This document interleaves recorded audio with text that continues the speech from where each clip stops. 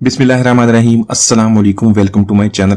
तो दोस्तों, आज मैं आपके साथ शेयर करूंगा आलू और चिकन के बहुत ही मजेदार स्पाइसी टिक्का का।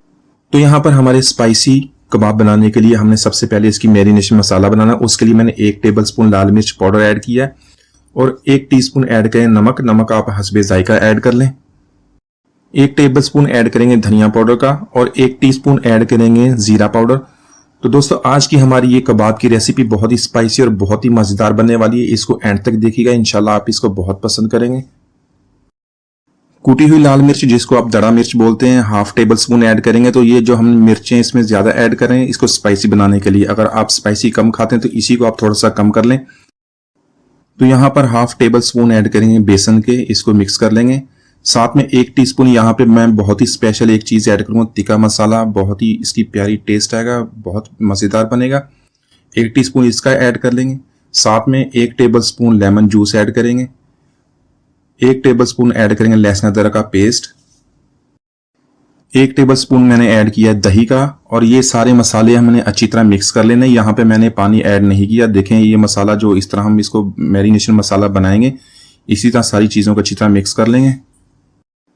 तो आज की रेसिपी के लिए मैंने 250 ग्राम चिकन बोनलेस लिया है। जो हमने मैरिनेशन मसाला बनाया है, इसको अच्छी तरह चिकन पे दोनों साइड पे लगाएंगे और इसको 10 से 15 मिनट के लिए हम मैरिनेट होने के लिए रख देंगे, ताकि सारे मसाले चिकन के साथ अच्छी तरह मिक्स हो जाएं।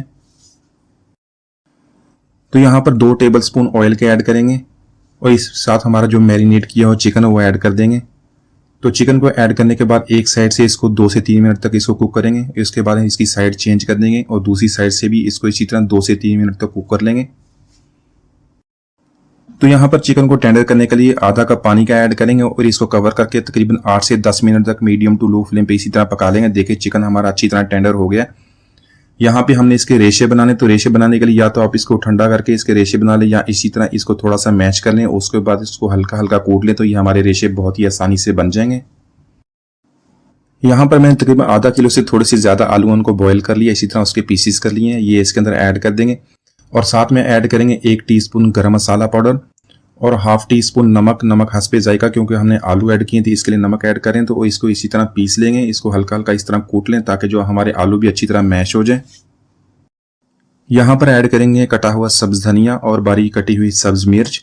तो इन दोनों चीजों को अच्छी तरह मिक्स कर लेंगे। हमारा बहुत ही मजेदार कबाब का मसाला हमारा तैयार है। इससे हम अपनी मर्जी के मीडियम साइज के कबाब बना लेंगे और इन कबाब को इस तरह बनाने के बाद हम फ्रीज भी कर सकते हैं।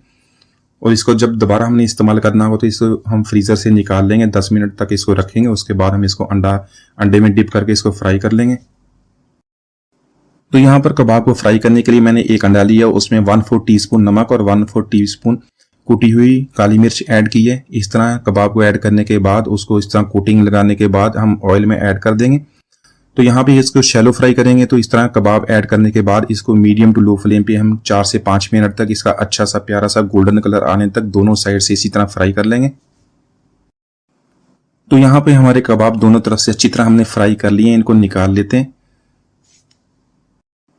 तो माशाल्लाह हमारे बहुत ही मजेदार चिकन और आलू के स्पाइसी टिक्का कबाब हमने बहुत ही आसानी से बना लिया। आप इसको इसी तरह ट्राई कीजिएगा। आज की रेसिपी आपको पसंद आई होगी। मिलते हैं अगली वीडियो तक, इजाजत दीजिए, अल्लाह हाफिज।